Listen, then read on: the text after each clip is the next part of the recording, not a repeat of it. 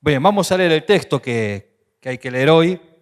El texto amerita muchísimos mensajes, ¿no? Muchísimos encuentros.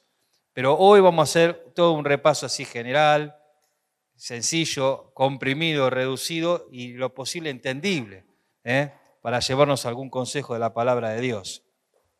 Capítulo 3 de 1 Timoteo. Vamos a leer el texto que hoy tenemos que meditar. Versículo 1 del capítulo 3. Palabra fiel, si alguno anhela obispado, buena obra desea.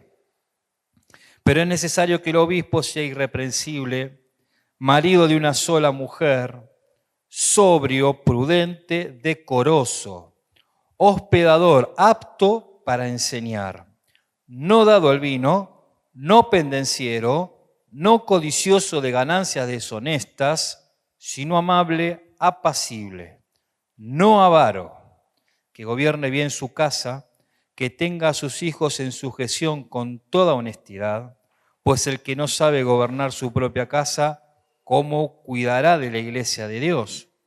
No un neófito, no sea que envaneciéndose caiga en la condenación del diablo.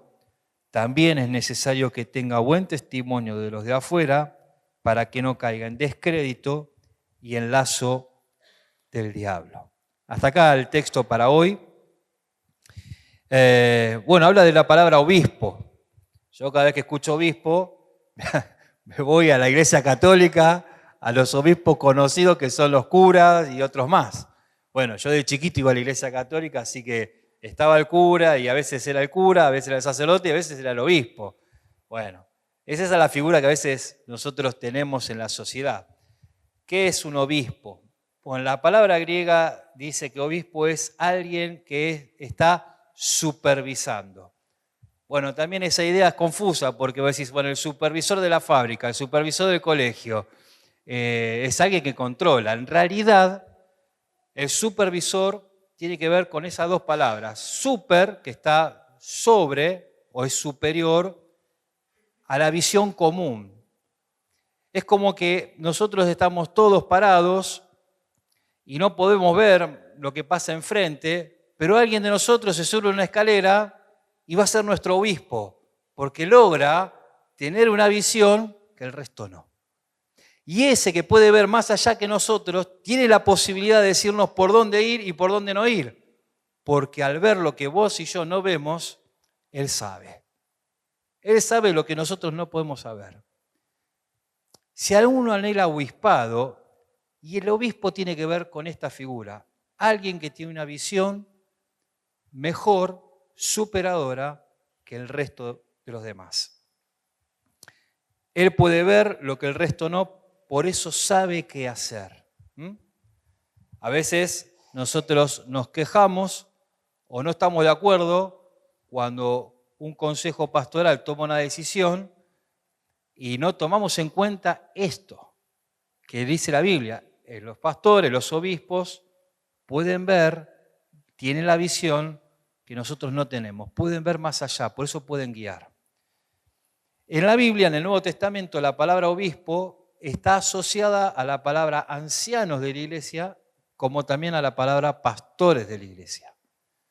Nosotros en nuestra denominación no usamos tanto la palabra obispo, pero sí usamos la palabra los pastores de la iglesia o los ancianos de la iglesia. Se usa mucho esas dos palabras, pastores o ancianos. Bueno, es lo mismo que la palabra que está escrita acá, obispo. Ahí en 1 Pedro capítulo 2, versículo 25, va a nombrar una persona que es obispo y pastor. Dice así el texto: porque vosotros eras ovejas descarriadas, pero ahora habéis vuelto al pastor y obispo ¿de quién? De vuestras almas. El pastor y obispo de vuestras almas es Cristo. Cristo es el pastor y el obispo de nosotros. Es el pastor principal. ¿Cómo es el gobierno de una iglesia? ¿Cómo se gobierna una iglesia? Nosotros, si lees la Biblia desde el principio hasta el fin, vas a ver que en la antigüedad los que gobernaban, no eran las autoridades, eran los patriarcas, ¿se acuerdan? Era el patriarca que el papá, toda la familia dependía de él y tomaba las decisiones. Pero cuando moría el patriarca, ¿quién después sucedía a esa autoridad? ¿Quién era la autoridad? ¿Se acuerdan? El primer hijo, varón. Bien, el primogénito. Bueno, después pasó ese tiempo de los patriarcas y después vinieron los tiempos de los líderes. Ahí vino Moisés, un líder, Josué, otro líder. Después pasó ese tiempo de liderazgo, vino el tiempo de los jueces, ¿se acuerdan los jueces? Se levantaba un juez y ordenaba a todo el pueblo, ¿no? Que se habían mandado las macanas, se levantaba ese juez, hacía la voluntad de Dios y el pueblo volvía a prosperar, volvía a tener bendición. Después del tiempo de los jueces vino el tiempo de los reyes, ¿no? Salomón, David, Saúl y bueno, todos los reyes del pueblo de Israel. Pero ahora la iglesia comienza con los apóstoles. Ellos son las autoridades de la iglesia. La autoridad máxima de la iglesia es Dios, el Dios bíblico. Tendríamos que levantar la Biblia acá arriba y decir, esta es la autoridad máxima, el Dios bíblico. Dios es la autoridad máxima. Pero en el tiempo de la iglesia la autoridad máxima eran los apóstoles. Y mientras estaban los apóstoles también había ancianos. Ellos levantaron ancianos para que trabajen en las iglesias. Pero la autoridad máxima de los apóstoles. Ahora, fallecidos los apóstoles, no es que hay más apóstoles, no es que surgen nuevos apóstoles. Los apóstoles son los que nombró Cristo, son aquellos que tenían ciertas características, por lo cual eran nombrados apóstoles. Pero después de los apóstoles, entonces, ¿quiénes son las autoridades? Las autoridades de las iglesias son los obispos, ancianos o pastores. Esas son las autoridades de la iglesia. ¿Quiénes actúan en la designación de nuevos pastores? ¿Cómo se designa? ¿Qué dice la Escritura acerca de esto? Bueno, fíjate ahí en Hechos capítulo 14, versículo 23. Dice así el texto. Y constituyeron ancianos en cada iglesia y habiendo orado con ayunos, les encomendaron al Señor a quienes habían creído. Otro texto en Tito capítulo 1, versículo 5. Tito capítulo 1, versículo 5. Esta carta de Pablo dice, por esta causa, le dice Pablo a Tito, te dejé en Creta para que corrigiese lo deficiente y establecieses ancianos en cada ciudad, así como yo te mandé. ¿Quiénes designan? ¿Quiénes están en la designación de nuevos pastores? El consejo pastoral de ese hermano a quien quiere designar. Su consejo pastoral. Los pastores están en la designación de nuevos pastores. ¿Quién también actúa en esta designación? Hechos capítulo 20, versículo 28. Hechos capítulo 20, versículo 28. Dice así el texto, por tanto mirad por vosotros y por todo el rebaño en que el Espíritu Santo os ha puesto por obispos, para apacentar la iglesia del Señor, la cual ganó por su propia sangre. ¿Quién actúa en esta designación? El Espíritu Santo. El Espíritu Santo también actúa en esta designación. Es decir, la designación de nuevos pastores u obispos o ancianos es una decisión espiritual, no es carnal. ¿Y qué significa que no es carnal? Que no podemos decidir nosotros que un pastor ha de ser el hijo del pastor, o tampoco podemos decir, como es hijo del pastor, no puede ser pastor. No es una decisión carnal. Tampoco podemos decidir que alguien es pastor o no lo es porque no pertenece a nuestro país, no es de nuestro país. Tampoco podemos decir que alguien es pastor o no es pastor por su situación económica. Algunos por ahí tienen la idea de que pastor tiene que ser alguien que tenga una empresa o un empresario, no puede ser nunca un albañil. No, eso es elegir carnalmente. No se eligen de manera carnal, por lo que me cae bien la cara, no me cae, es mi amigo, no es mi amigo. No.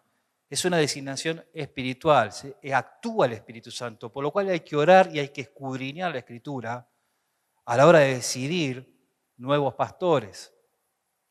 ¿Quién también actúa en la designación pastoral? Bueno, lo leímos recién. Vamos a 1 Timoteo capítulo 3, versículo 1, dice, palabra fiel si alguno anhela obispado, buena obra desea. Es importante que aquel hermano a quien se desee o quieran que sea pastor, él lo desee. El deseo personal actúa sobre esa decisión. Por eso 1 Pedro capítulo 5 es voluntario. ¿Y quién más actúa? ¿Qué más hay que tomar en cuenta? Bueno, lo que leímos recién, los requisitos pastorales. Tenemos 4 cosas en la Biblia. El consejo pastoral de esos hermanos, la guía del Espíritu Santo, el deseo, el anhelo personal de esa persona que quiere ser pastor, tiene que estar el deseo, y también los requisitos, la conducta. Todo debe actuar para la designación de nuevos pastores. Decía el versículo 1, palabra fiel, si alguno anhela obispado, ¿qué le está deseando? ¿Una buena qué? Obra. Es una buena obra. ¿Cuál es la tarea del obispo? ¿Cuál es la tarea del pastor? La tarea del pastor la vemos ahí en 1 Pedro capítulo 5, del 1 al 4. No lo vamos a leer. Después léalo en casa. Es apacentar la grey de Dios. ¿Qué significa apacentar? Es, con la palabra de Dios, guiarles, ¿se acuerdan? Es el supervisor, es el que guía al pueblo de Dios. Esa es una de las tareas del pastor, guiar al pueblo de Dios. Tanto en las cuestiones bíblicas, el pastor ha de saber cómo enseñar y cómo guiar en las cuestiones bíblicas, qué dice la Biblia y qué no dice la Biblia, como en las cuestiones no bíblicas. Es decir, hay cuestiones que no están en la Biblia. Queremos hacer un campamento. Ahí están los hermanos trabajando. Queremos hacer un campamento. Es necesario que el pastor les diga que sí o que no. Que tenga la aprobación de los pastores. Queremos hacer tal evento. Bueno, el pastor lo tiene que guiar. Son las situaciones cotidianas que no aparecen en la Escritura. No podemos hacer las cosas nosotros sin consultar al consejo pastoral, porque ellos están viendo lo que vos no ves. Nos ha pasado a nosotros, años atrás, que por no ir a consultar a los pastores, hemos hecho actividades. Yo hice un campamento, la locura, hice un campamento en el centro deportivo para niños y adolescentes, y a la otra semana otro grupo hizo el mismo campamento para los niños. Pasó. ¿Por qué? Porque no hablamos con los pastores. Porque nos mandamos solos. Entonces vino el reto. Está bien las intenciones, el campamento. Y yo quería justificar, no, pero mira que hizo el campamento. Pero así no se hace. Hay autoridades que ven lo que vos no ves. Si vos hubieras preguntado, no te mandás esta macana. Por eso fue algo negativo de un deseo positivo. Pero a veces pasa, ¿no? Hagámoslo. Los pastores tienen que saber si se puede hacer, tenemos que consultar. No van a ponerse ellos a hacer los campamentos, lo vas a hacer vos, lo van a hacer aquellos que ellos designen, pero sí tiene que estar la aprobación. Guías. El pastor es guía, pero el pastor también es alguien que cuida. Tiene 2 funciones. Apacentar la grey de Dios es guiarles en las cuestiones bíblicas y en las que la Biblia no aparece y tenemos que decidir, los pastores tienen que guiar. Y también en el cuidado de los hermanos de la grey. ¿Y qué significa cuidarlos? Alimentarlos bíblicamente, corregirles bíblicamente y protegerles. Y cuando hablamos de protección, hablamos de la protección de todo sentido. El pastor tiene que estar con vos cuando tenés un problema económico, un problema físico, un problema familiar. El pastor tiene que estar ahí. Los pastores tienen que estar ahí. ¿Cuál es la disponibilidad del pastor? ¿A qué hora puedo ir a llamar al pastor y a qué hora el pastor no está? Bueno, la tarea pastoral es, como dice muchas veces Omar, 24/7. No es como un trabajo secular que a tal hora, bueno, ya salí de la fábrica, ni me llamen, pues ahora se acabó, mañana a las 8 vuelve el obrero, a las 5 fue el obrero. O aquellos ministerios que tienen días y horarios. No, no es lo mismo. El pastor no puede sacarse la ropa de pastor y colgarla en el ropero y decir, no, ya está, ya terminé. No, es como cuando vos sos papá. No, no es que vos sos papá a tal hora y a tal hora decís a tu hijo, no me llames papá porque papá no está. De 7 a 10, papá no está. No, vos sos papá todo el día. El pastor es lo mismo. Es 24/7. ¿Cuándo finaliza? Finaliza la tarea pastoral. Hay una edad donde dice se terminó o no se termina hasta que se muera. Bueno, la Biblia no da ninguna indicación sobre esa pregunta. Pero ¿qué sabemos nosotros? Por la experiencia y por la palabra de Dios también. Que no es lo mismo ser pastor a los 30 años, que no es lo mismo ser pastor a los 50, que no es lo mismo ser pastor a los 70 y no es lo mismo ser pastor a los 80 años. El desgaste físico, el deterioro físico, hace que ciertas tareas a cierta edad ya no se puedan poder hacer. Ya no se puedan poder hacer. Hay cierta edad que no ocurre lo mismo por un deterioro físico. Pero los años de experiencia, los años de sabiduría y de conocimiento también te hacen crecer en otras áreas de la tarea. ¿Se entiende? Y hay cierta edad donde ya no puedes hacer nada, que el deterioro físico es tal que ese pastor no puede hacer más esa tarea pastoral. No puede estar guiando y no puede estar tampoco cuidando, que se ha terminado su tarea. Por eso muchas veces algunas iglesias toman la decisión de jubilar a ciertos pastores, ¿no? Y hay otras iglesias que no, pero sí sabemos que no se puede hacer siempre la misma tarea todo el tiempo. No se puede hacer siempre la misma tarea. Y que cada iglesia va a tener que, de alguna manera, tomar una decisión. Por eso el consejo que se les puede dar a las iglesias es que cada una de ellas, según la situación presente y actual, porque por ahí la situación que se presenta ahora en la iglesia no es la misma que pasó hace 10 años atrás, ni va a ser la misma de que pase en 10 años más adelante, pero la situación presente y actual va a tener que resolver con sabiduría tanto el ingreso de nuevos pastores como la salida de los pastores que están. Y es importante también en esto pedir consejo a otros consejos pastorales. Yo lo digo porque no está Omar presente, pero Omar es muy solicitado por iglesias cuando tienen que tomar este tipo de decisiones. ¿Cómo resolvemos? ¿Cómo hacemos? Y Omar va y da su consejo. Bueno, un poquito larga la introducción. Versículo 1. Palabra fiel, si alguno anhela obispado, buena obra desea. Hay dos palabras que dice ahí. Dice anhelo y deseo. La palabra anhelo ahí está hablando de alguien que se extiende para alcanzar lo que le gusta. Está en la búsqueda y lo quiere. El deseo es que lo tiene con muchas ansias. ¿Qué es este deseo y este anhelo? Es un deseo y anhelo movilizador.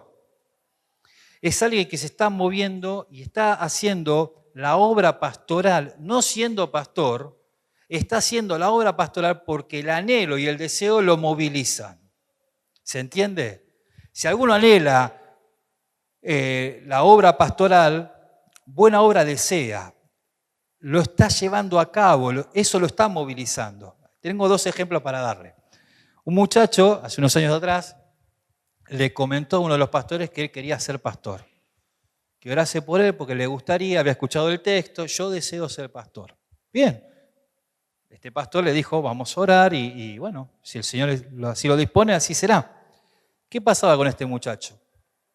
Bueno, no era una persona que visitaba a los hermanos cuando estaban enfermos, no conocía los motivos de oración de la iglesia, no se lo veía aconsejando bíblicamente a nadie y no se congregaba muy seguido.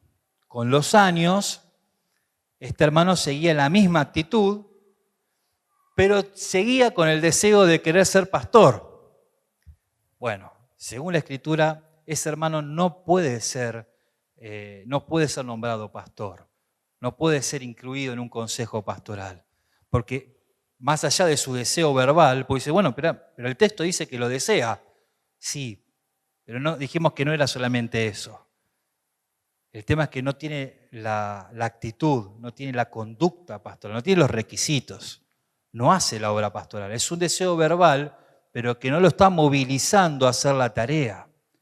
Por eso es importante que si alguien viene con el deseo, nosotros no pongamos a alguien en un consejo pastoral simplemente porque lo decía, lo está deseando, lo dijo 1000 veces, no le damos bolilla, ¿no? Pues, mirá que el deseo es grande. Sí, pero si no vemos la actitud, no vemos la conducta, no puede ingresar. Sería un error gravísimo. A nosotros nos ha pasado de un muchacho queriendo, pero no era la actitud. No tenía, y alguien reclamando, pero si tiene ganas. Bueno, pero no es así. Sería una locura que pongamos a alguien en el consejo pastoral simplemente porque lo desea, pero no tiene una conducta acorde al deseo. Nos pasó el segundo ejemplo, otro hermano que, él se convierte, va creciendo, fue madurando, empezó a ser bíblico, empezó a ser fiel en la tarea y era un gran candidato. Con los años fue creciendo aún más. Más conocimientos bíblicos, más fidelidad, ya con toda la familia, los hijos, cumplía todos los requisitos. Candidatazo. Cuando se le consultó, no quiero hacer la tarea, ni loco, no cuenten conmigo. Así, tajante. Y no podemos, mis hermanos. Por más que nosotros veamos todo el potencial, si la persona no quiere, no cumple con lo que dice la Escritura, que no tiene que hacerlo a la fuerza, tiene que ser voluntario, así dice 1 Pedro capítulo 5. Tiene que tener el deseo. Sería un error que nosotros lo metamos en el consejo pastoral porque a nosotros nos parece que cumple simplemente los requisitos y por eso tiene que estar. No, si él no quiere, no, hermano, porque no va a hacer la tarea. Dicho y hecho. Nunca hizo una tarea pastoral este hermano, pero es una bendición. Pero es una bendición él, y enseña bárbaro, pero no hace la tarea. No lo llames, no te va a ir a visitar. No va a hacer nada de esa tarea que hacen los pastores. No está viendo lo que ven los pastores. No, pero es una bendición, pero no tiene el deseo. ¿Se acuerdan del encuentro con Pedro y Señor Jesús? Pedro, ¿me amas? ¿Qué le dice? Pastorea mis ovejas. Si vos te tomás el trabajo de agarrar primero a Pedro, leerla de corrido, ahí vas a ver el corazón de un pastor. Lo vas a ver. Alguien que está sufriendo por los demás, está gozándose, en la misma carta, gozándose con los hermanos, está corrigiendo, está enseñando, está cuidando, está alentando, es muy amoroso y está guiando.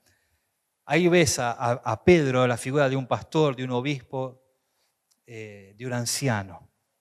Por eso este primer texto, el anhelo y el deseo, debe ser un anhelo y un deseo que tiene como consecuencia movilización, actuar, una conducta. Cuando ves ahí en la iglesia, y especialmente los pastores ven a una persona, siendo joven o no, que desea y que lo ves haciendo la obra, son buenas señales de que ahí hay un posible pastor, que Dios está levantando un pastor para la iglesia. Sigue el texto, versículo 2. Pero es necesario que el obispo, el pastor o el anciano sea irreprensible, marido de una sola mujer, sobrio, prudente, decoroso, hospedador, apto para enseñar. Que sea irreprensible. La expresión ahí es rarísima. Dice que no sea arrastrado o agarrado o inculpado de un delito. Irreprensible, mira, que no es que zafó, ¿viste? No es que el juez no lo vio, que justo el testigo se murió, por lo cual no hay quien lo acuse, no. Sino que no tiene nada de que lo acusen de delincuente o de alguien inmoral. No tenga la acusación. No venga alguien y diga, sí, yo lo vi, yo sé, me hizo esto, me hizo aquello. Ni por delincuente, ni por inmoralidad.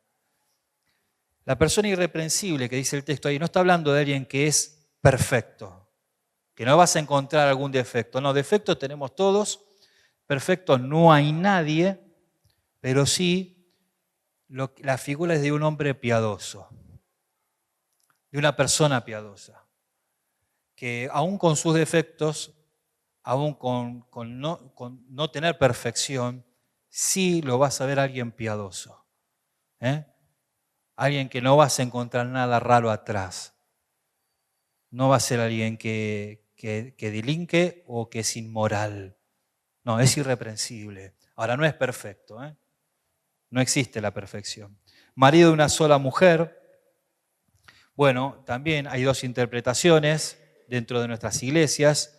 Una interpretación es que es marido de una sola mujer y bajo ese parámetro no puede ser pastor si no está dentro de ese parámetro. Es decir, no puede ser soltero o si falleció su mujer no puede casarse otra vez. Esa es una interpretación. Otra interpretación es que es marido de una sola mujer, que puede ser viudo, casado otra vez, o puede ser viudo y estar solo, o puede ser soltero. Hay distintas interpretaciones. Lo que sí, tiene que tener un hogar ordenado. Su hogar tiene que haber una sola mujer. No puede tener dos mujeres, no puede estar divorciado, no puede estar separado de su mujer, no puede tener un conflicto matrimonial. Tiene que ser un ejemplo en su matrimonio. Sobrio. Sobrio es moderado, es equilibrado. Es alguien que está al control de la situación. No es un descontrolado. No es un loco al volante. Quiere decir, ¿con quién va? Con fulano. No vayas con fulano. Porque se la va a poner en un árbol, no sé cómo sale vivo, no sé cómo viene a la reunión así. No, un loco al volante. No puede llevar a la iglesia un loco al volante. Es un hombre sobrio. ¿Y qué significa sobrio? ¿Amargado? No, para nada. Sobrio significa que cuando está en un velatorio o un entierro, no se desubica. Que cuando va al hospital a ver a alguien, no se desubica. Pero cuando está en un cumpleaños, tampoco se desubica. No va a tener la cara del velatorio cuando está en un cumpleaños. No, festeja, celebra, se ríe, pero es sobrio, es alguien ubicado. Prudente. La palabra prudente apunta a la mente. El original apunta a la mente, es decir, sano mentalmente, que tiene buen juicio. Es decir, el hombre prudente toma buenas decisiones. Es alguien que pensó ante una situación, ante un problema puede pasar varias situaciones, ¿no? Y como las pensó, sabe cómo actuar según pase lo que pase. ¿Me siguen? Un pastor, cuando tiene que ver ciertas situaciones, ya pensó todos los problemas sabidos y por haber que puede pasar, ¿no? Si llueve, si no llueve, si va fulano o no va fulano, ya tiene todo, lo tiene todo pensado. Es decir, las situaciones no le sorprende ahí, porque lo pensó antes. Yo me acuerdo cuando iba a Lanús con mi papá, yo era chiquito, y bueno, íbamos en colectivo hasta Lanús. Eran 2 colectivos, casi 2 horas de viaje. Arrancamos el sábado a las 8, llegábamos cerca del mediodía. En el medio había que comprar la torta, facturas, para ir de mi abuela. Un descontrol. Yo vomitando en el ómnibus. Bueno, ¿qué pasa? A veces salía todo perfecto. Llegamos a la parada, 112, venía el 112 vacío al fondo. Bajábamos la panadería sin gente, comprábamos, íbamos, cruzábamos por abajo del túnel donde estaba la vía, agarramos el otro colectivo, llegábamos justo a ese colectivo, llegábamos a casa, y a la casa de mi abuela. Después había caos, ¿no? Por lo general perdíamos el colectivo, se caían las facturas, bueno. Pero yo estaba de la mano de mi papá y yo disfrutaba mucho ir de mi abuela. con los años, mi papá y mi mamá me decían, ir de tu abuela, con ustedes, con los bolsos, era un caos. Pero yo no lo vivía así. Porque yo estaba de la mano de alguien que solucionaba todos los asuntos que había. Porque él pensaba antes, mi papá, todos los inconvenientes que se podía dar. Entonces yo estaba tranquilo, iba contento. Esa es la figura del pastor. Por ahí vas al campamento y se accidentó alguien. Y vos ves que el pastor agarra, llama a la ambulancia, se va con la persona, se fue, estamos orando, y el campamento sigue. Y vos decís, che, a las 5 hay fútbol. Y está el pastor solucionando ese problema. Y vos estás tranquilo. Por eso es prudente. Decoroso. Bueno, la palabra ahí es ordenado, modesto, respetable. Tiene que ver con lo exterior, con lo que nosotros mostramos. En lo físico, tiene que ser decoroso. Bueno, tema de obesidad, tema higiene personal y tema vestimenta. Tiene que ser decoroso. ¿Qué significa? Ordenado, moderado y respetable. Y eso tiene que ver con la cultura y a veces tiene que ver con el contexto. Por ejemplo, van a tener un picnic ustedes el lunes, si hace calor. ¿Cómo va a ir el pastor? Con traje, corbata, hermano, empieza la reunión. Sería terrible. Es decir, sería un desubicado.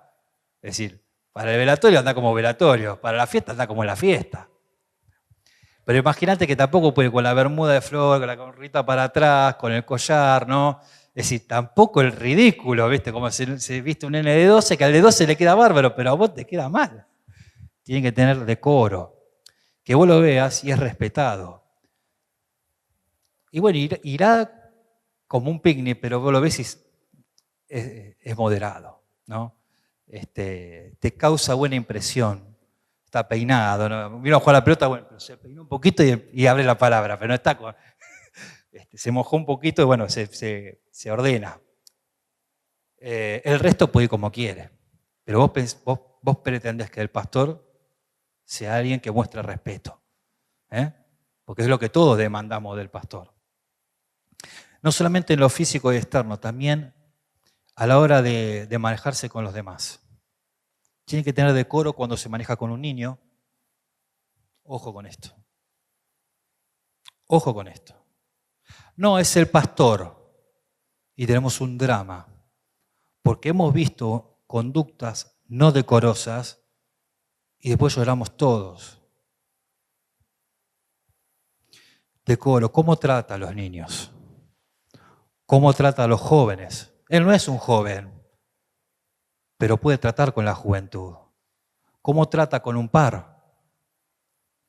Sí, es un par, pero a la vez es autoridad. ¿Cómo trata? ¿Cómo trata con los abuelos, con la gente mayor? Tiene que ser decoroso. Tiene que ser ordenado, moderado y respetable. Hospedador. Que su casa siempre se abra para lo bueno. Que su casa siempre se abra para la bendición. No puede abrir su casa para el pecado, para la murmuración. No. Es horrible comentarse que si vas a la casa del pastor, tanto él como su esposa se la pasan contando los problemas de los demás. No puede hacer eso un pastor. La casa se abre para lo bueno y siempre está abierta. Pero voy a dar una salvedad que, leyendo el texto y escuchando a otros que saben más que yo, mucho más que yo, explicaban y decían. En aquella época, no es que como ahora que más o menos todos se conocen. Cuando tenía que recibir a un forastero, no es que el pastor, bueno, vos sos hospedador, abrirme la casa que yo voy a dormir en tu casa. No es tan así. Ante el forastero, el desconocido, o si traía una carta, ¿no?, escrita y sellada por la persona que vos conocés, vos le dabas la bienvenida y dormía en tu casa, ese forastero. O traía algo que pertenecía a la persona que vos conocés y eso identificaba que esa persona es de confianza, porque viene de parte de fulano y mengano. no se le abre la puerta a cualquiera, porque el pastor es prudente. ¿Se entiende? Pero sí abre la casa para los hermanos para lo bueno. Decoroso, hospedador, apto para enseñar. ¿Qué significa apto para enseñar? Que debe conocer él la palabra de Dios y debe saber explicarla. Ahora, ¿tiene que ser un maestro de los maestros? No necesariamente, pero sí se le tiene que entender lo que está explicando, porque es guía espiritual de la iglesia y tiene que enseñar a la iglesia lo que dice la Escritura, pero la tiene que conocer. Y para conocerla la tiene que saber. Tiene que pasar tiempo con la Biblia. Tiempo con la Biblia, pero también saber explicarla. No solamente acá, sino en lo personal. Sino cuando se junta con vos y charla con vos. Te la tiene que saber explicar. Tiene que ser idóneo. Esa es la palabra, ¿no?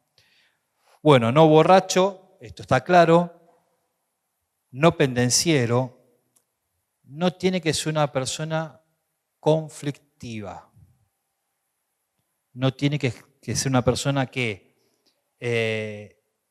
ni busca, ni se presta, ni responde con peleas. Ni busca peleas, ni se presta a pelearse porque ve otros que están peleando y se suma a la pelea, ni tampoco responde cuando es invitado a pelear, ya sea físicamente o verbalmente. El pastor ha de ser alguien pacífico, no pendenciero, no codicioso de ganancias deshonestas, no corrupto, no usa el pastorado para un fin económico. Nosotros como iglesias de nuestras denominaciones no tenemos la costumbre de tener pastores sostenidos con las ofrendas de los hermanos. La mayoría de los pastores de nuestras denominaciones, todos trabajan. La mayoría de las otras denominaciones sí son sostenidos con las ofrendas de los hermanos. Inclusive esta palabra escrita en esta época, los pastores eran sostenidos con las ofrendas. A veces el apóstol Pablo hacía tiendas para trabajar, pero los apóstoles, la mayoría de ellos, vivían de las ofrendas de los hermanos. Y eso está bien. Eso está aprobado por la palabra de Dios. Los que ingresaban al pastorado no tienen que tener en la mente el hecho de hacerla por las ganancias económicas, ni entrar en un tipo de corrupción. Pues si bueno, eso está recontra caro. Bueno, no están así, mis hermanos, porque ustedes vieron los problemas que tienen otras denominaciones que hacen, los pastores son millonarios y que con la prédica de la prosperidad, con la enseñanza de la prosperidad, le sacan la plata a todos los hermanos de sus ofrendas, se la sacan. Y ellos viven de manera corrupta. Dice Dios, no. Ahora, ¿qué pasa con nosotros los que son pastores de nuestras denominaciones y sí tenemos nuestros trabajos? No tengas la ganancia de manera deshonesta. No puede haber pastores, como decíamos al principio, irreprensibles, que sean culpados por estafadores, porque ganan su dinero de mala manera, no de la manera correcta. No codicioso de ganancias deshonestas, sino que tiene que ser amable, tiene que tener un amor genuino en el trato, apacible, tiene que ser un hombre calmo, sereno, en lo posible tranquilo. ¿Qué significa? ¿Que no lo moves con nada? No. A veces tiene sangre italiana.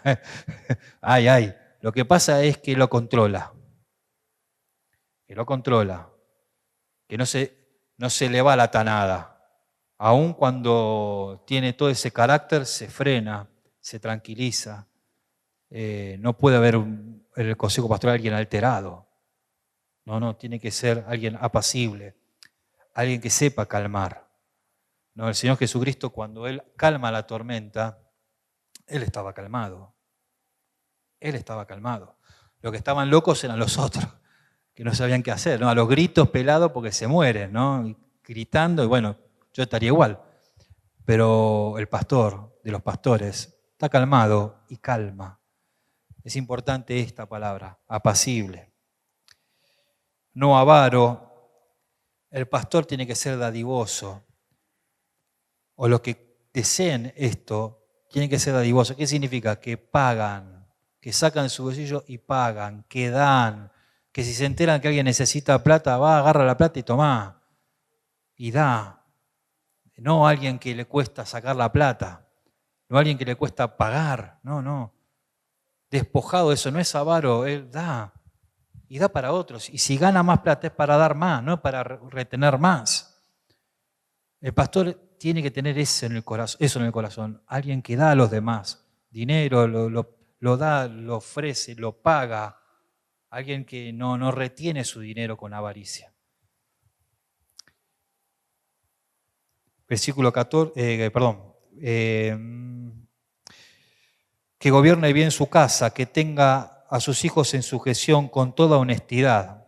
Porque el que no sabe gobernar su propia casa, ¿cómo cuidará de la iglesia de Dios? Tiene que ser un ejemplo su casa. Porque dice que si no es un ejemplo su casa, no puede cuidar bien al pueblo de Dios. No podemos poner a alguien en el consejo pastoral cuando vos sabés que la casa es un desastre. Porque va a repetir eso en la iglesia. Lo va a repetir. Si en la casa es un desastre, acá también lo va a hacer. Ahora, si la casa es una bendición, él es un ejemplo y logra en su ejemplo que su familia lo siga y lo respete, que sus hijos no sean rebeldes, bueno, eso se va a replicar en la iglesia. Así como lo malo se va a repetir, lo bueno también.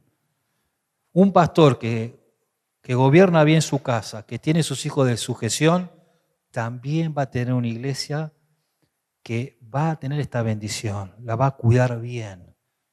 La iglesia va a tener esta bendición, la misma que la casa. Versículo 6, no un neófito, no sea que envaneciéndose caiga en la condenación del diablo, no un principiante. ¿Por qué? Por este pecado en el que cayó el diablo. ¿Cuál es el pecado? El envanecimiento.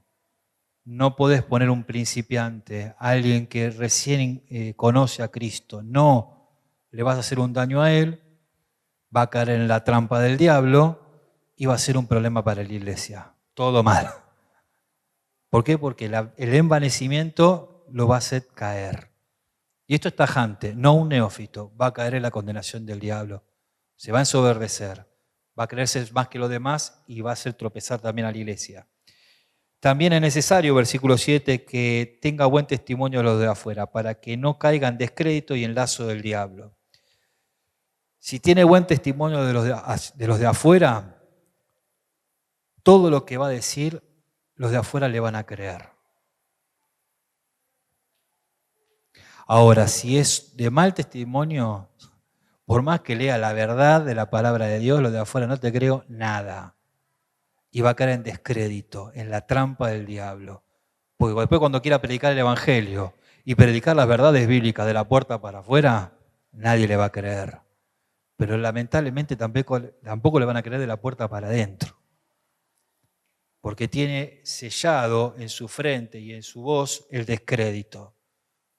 ¿Por qué? Porque tiene mal testimonio. Bueno, consejos acerca de este deseo que tiene Dios de que en la iglesia se levanten pastores. Primero, si lo anhela y lo desea esta obra. Si lo anhela y lo desea. Y segundo, si tiene los requisitos. Bueno, espero que la explicación haya sido lo mejor posible, lo más claro. Sería interesante después, en otro momento, ustedes mismos poder ver cada punto en particular. Tiene mucha riqueza. Pero bueno, nos llevamos un pantallazo de lo que Dios quiere para las iglesias acerca del consejo pastoral. Jesús, el